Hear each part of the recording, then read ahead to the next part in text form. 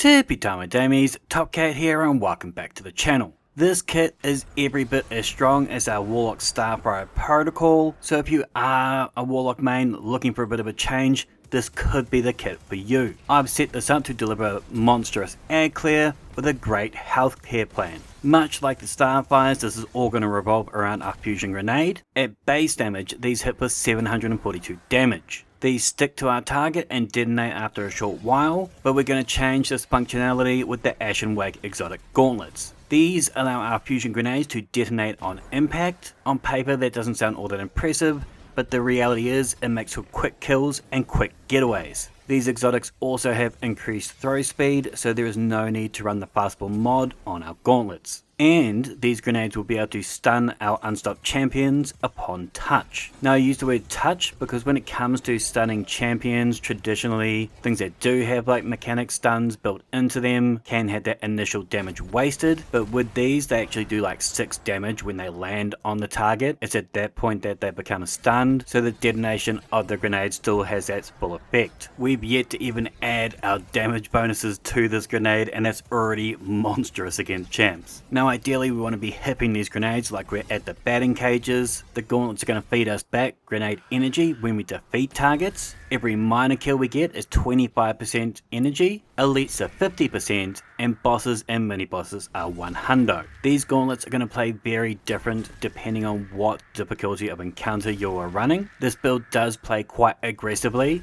and to truly make it work, we want heals that are going to match it. We're going to be rocking a 4-piece lustrous set from the Solstice. This will allow us to heal off the back of solar kills and will give us better flinch resist, handling and reload speed to our solar weapons when we do so. I'm rocking 4 pieces of Grenadier with 1 piece Gunner. I've swapped 1 piece of Gunner in there instead of the full 5 piece, as we don't need to push that super stat above 100. We'll still have those quick turnarounds on the super, but we don't need that small bump in damage. Instead, I'd rather take that bonus and give it to both my health stats and my weapon stats. But now with this kit, we've got 200 grenade stats.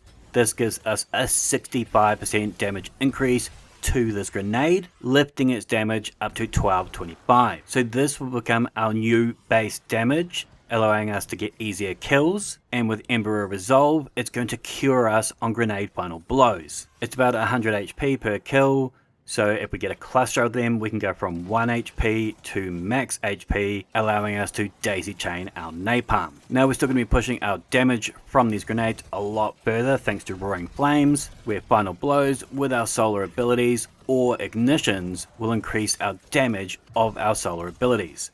This stacks 3 times. The first stack pushes our damage to 1470, the second jumps it to 1764, and at Roaring Flames times 3, we're doing 2116. We can incorporate the Shield Crush from the artifact, so whilst radiant or amplified, our grenades are going to recharge faster and deal increased damage. Now the easiest way to become radiant is through the artifact with that Fever and Chill perk, where our rapid precision hits from our solar weapons grant us radiant. Now we put out 2645 per grenade, matching our Starfire Protocol's double explosion nade. Now I tried this build with the combo of Solus and Imperium so we could easily daisy chain our Radiant through our grenades. Whilst this worked really well up to like -25 content, I did found it start to struggle a little bit more in the harder content, as the nades just didn't have that same explosive power. Most of the content I play these days is between that -25 to -50, and so I ended up ditching this method, as I found I did tend to have Radiant up often enough already, and with the more explosive route,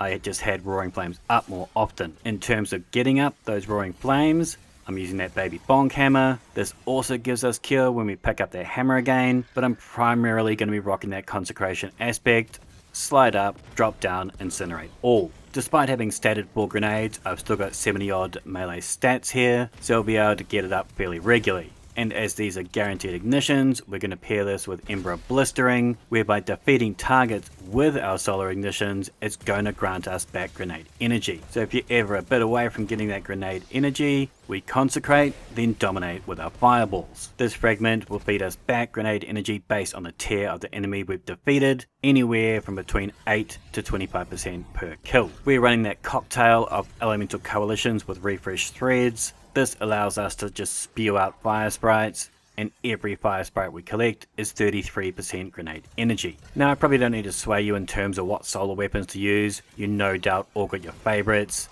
I'm hard crushing on the Dragon's Breath this season.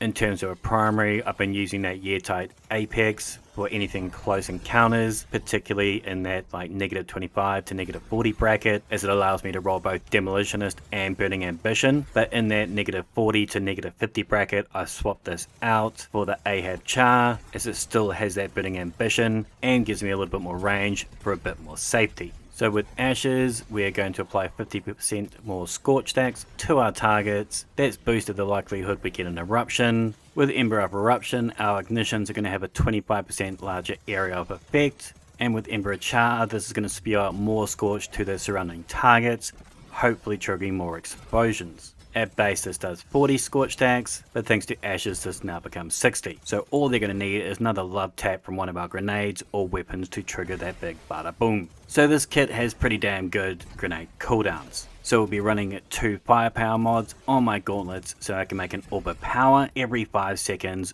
off of our grenade kills. I put on 1 absolution mod to reduce all our ability cooldowns each time we pick up an orb of power. This gives me 5% melee, 5% class and 5% grenade. With all these orbs, it is going to allow me to run an armor charge. I am running a small surge on my legs, but this is mainly so I can run that explosive finisher. This is great in that higher end of content, as we'll be using these grenades to stun unsought champions and take on some real thick boys. But between this and your fire sprite, you should be able to get a charge back, and we're going to pair that with a proximity ward, so you'll be nice and safe whilst doing so. I'm running ×2 Ashes to Assets mods on my helmet, so we can get back super energy from our grenade kills. This can be anywhere between 2 to 8% per kill, based on the tier of the enemy. Now personally I feel like the Burning Maul is the superior option when it comes to the super, as the other one feels like a bit more of aroma and a lot of splash damage. That said, if you're ever taking on an aerial boss, the Burning Maul, just literally tickles its balls. So this could be a good option there, but just swap it out depending on whatever you're attacking. Now feel free to pause here for all my mods, fragments and artifacts, but there will be a dim link in the description down below. Many seasons back when Warlord's Ruin first launched, I ran a very similar build to this, but between the new armor system, that upgrade to Consecration giving us an additional fragment slot, and the addition of Unstop to the grenades, this build really has grown. And like I said at the top of the video, it's just as powerful as the Starfire, and I actually prefer it over it as I feel a lot more mobile compared to having my feet planted in that rift. But I'd love to hear your thoughts in the comments down below. Make sure to thumb it if you dug it, sub if you're new, and as always, tippy tie my damies, what a tie.